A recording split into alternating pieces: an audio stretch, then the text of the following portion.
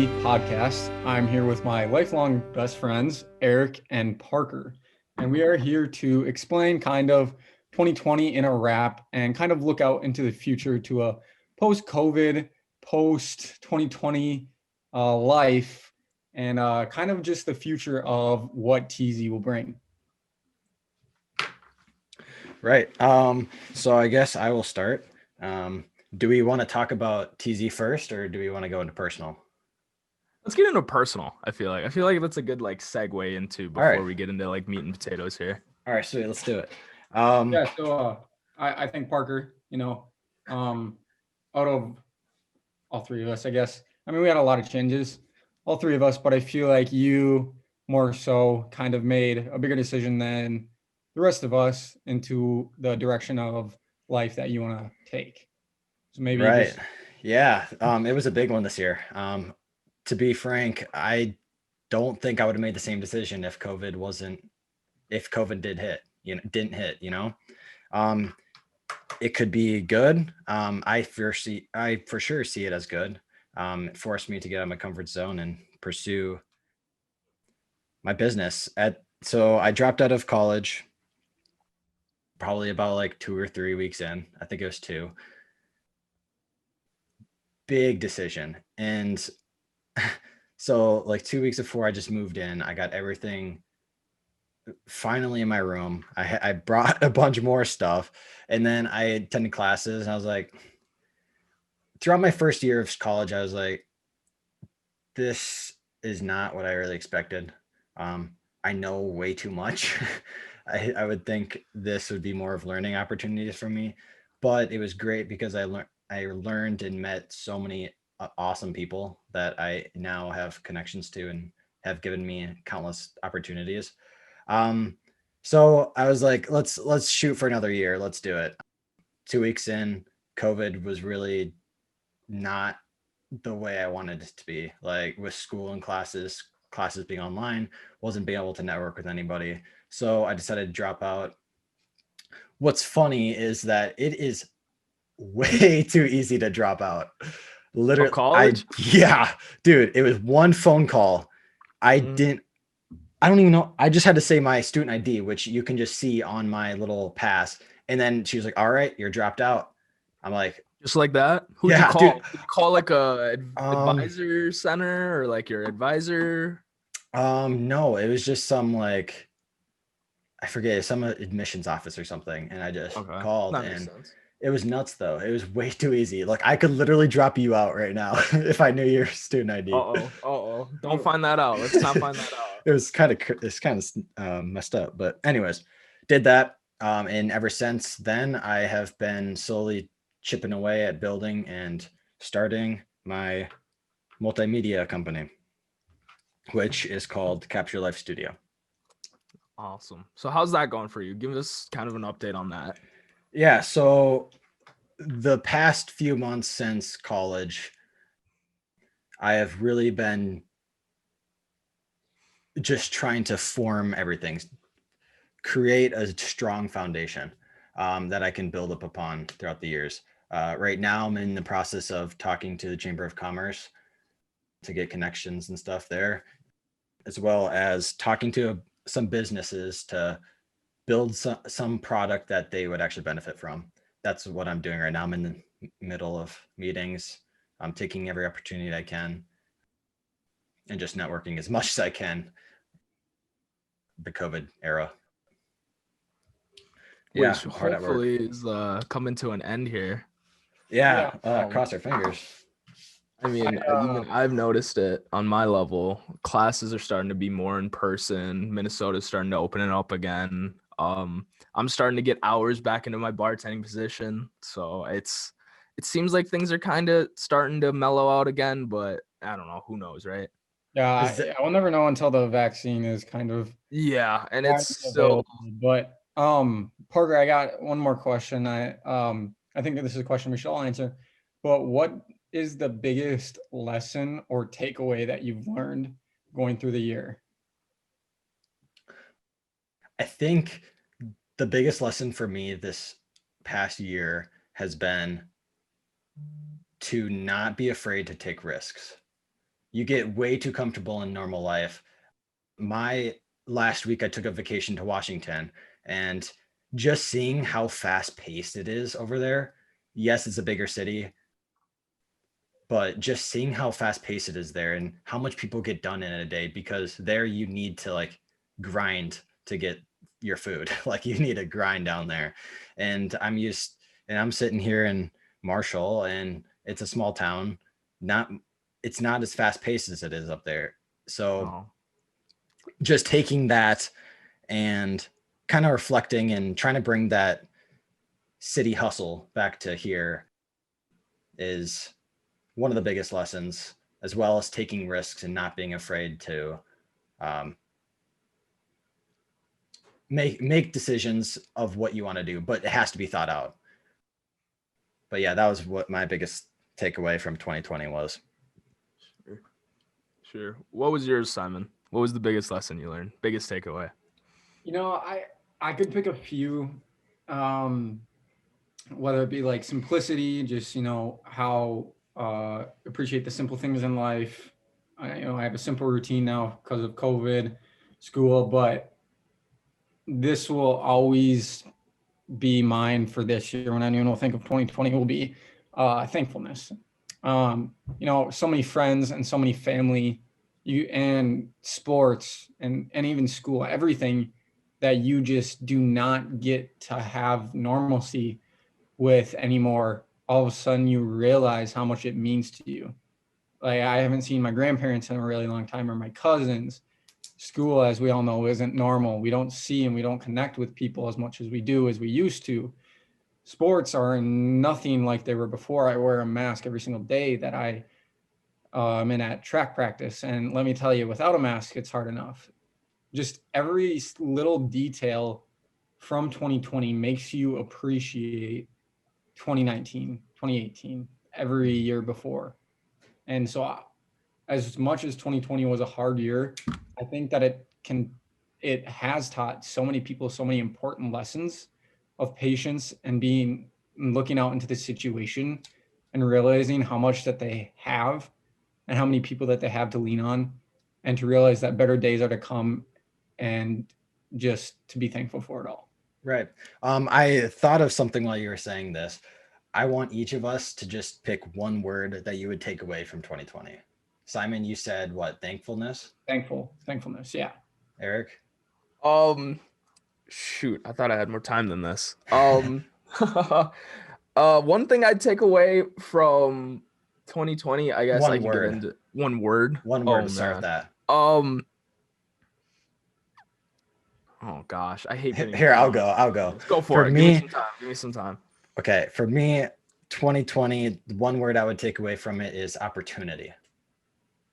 In times of really, like, what would you call this? You would call it a pandemic. That's what I call it. Yeah, pandemic. But when times are really tough, that's when like millionaires are made. There's a big problem now, and if you can help solve that for people, there's opportunity there, and that's what I see personally. Sure. So, I guess my word would be it's hard to describe in one word, I guess, to take away, but if I had to pick one, I'd probably say like adaptation, because I mean, kind of bouncing off what Simon said, like it really is like the little things that you notice that changed in all our lives. Like family Christmas was a little smaller this year. Thanksgiving was a little different.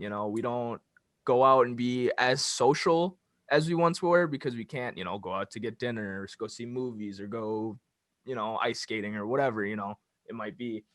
And it just shows how just little things like social interaction. Like I never thought I'd miss just being social and interacting with my friends and people in the city and all that. And it just shows that we can adapt. I mean, we have been, whether we like it or not, because of COVID, and we can still, pursue dreams and goals and still get stuff done, even though a pandemic hit us. We could still adapt to overcome it. Mm-hmm. I think COVID sped up our timeline by 10 years. 10 years? 10 years, because it condensed 10 years into one. I say this because I am 99% sure that in 10 years, corporations and big jobs would have had their employees work from home, just because there's so much less overhead.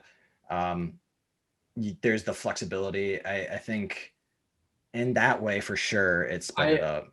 I definitely agree on like the workforce part of it, of, larger companies having their employees work from home, because my mom already has been working from home for 3 years now, and she works for a pretty large healthcare organization. And my dad just started up one of his office, and he's the head of the office, but he still works from home sometimes due to COVID, and it's not impossible. Like Right.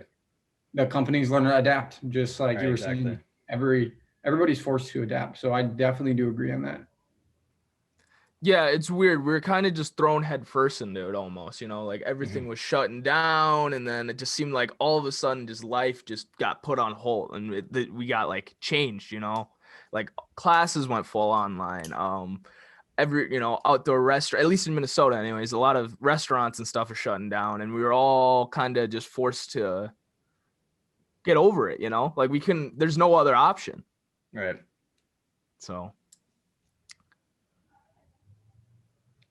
but Eric, how was your 2020 in review? 2020 was a weird one.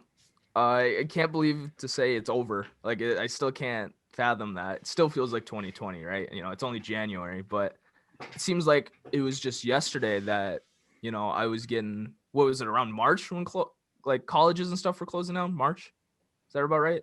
Yep. It was like I got sent home March. Yeah, I was gonna say like beginning March, and it seems like that was yesterday, and it's almost crazy to think we've had a year pass.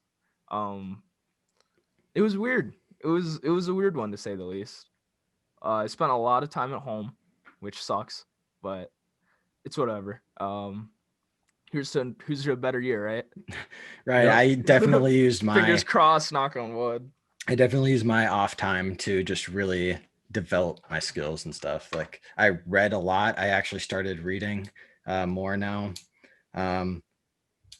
Just had so much time to work on my business and self-help stuff. And I used it for the better. It could have been worse. I could have been complaining about not being able to go to restaurants or seeing my friends a lot, like things like that. But I made the best of it. And I think that's important, especially when something as crazy as this happens, just to really step back and make the most out of it. Yeah, man, for sure. Take a couple steps back. You said you started reading. Yeah. What do you like to read? Like what are you reading? What material? I'm not really a fiction guy. I'm a lot more of a businessy book and like self-help books. So like you read books to like improve. Right. Yeah. The book I just finished was The End of Jobs. Absolutely amazing book. And I'm currently reading Rich Dad Poor Dad. So you're more into like the knowledge or like better yourself learning instead of like stories and stuff like that. Okay.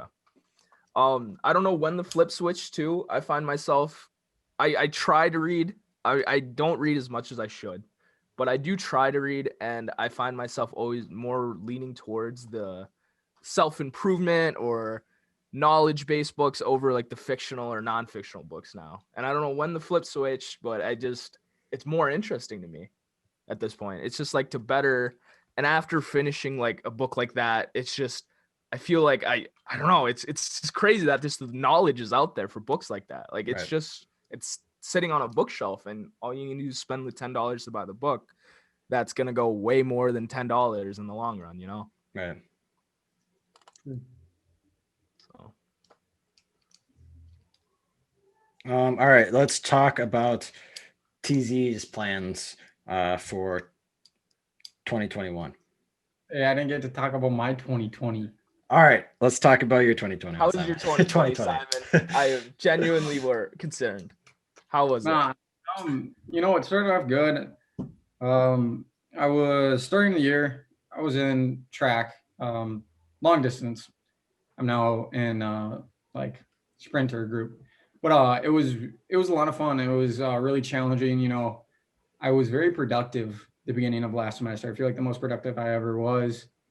I was waking up. We had practices at like 7 a.m. So I'd wake up at like 6:15. Get my workouts in, go to class, literally nap, do homework, go to bed, and then obviously everything starts shutting down. I remember when the NBA shut down, and I was like, "Holy crap!" That And sucks. then and another really big thing that happened in 2020 was I started dating Morgan. Obviously, that was the best decision I could have made in 2020. And so I've been very blessed with her and her presence. And another thing along the line, that too, is just family. Getting sent home and spending 6-7 months at home isn't most ideal for most college students. And there's times where I was pretty pooped. I was at home, but I really did enjoy connecting with my family and even my sister, because that was the first time that we lived together at home in over 4 years. So that was really, really cool too.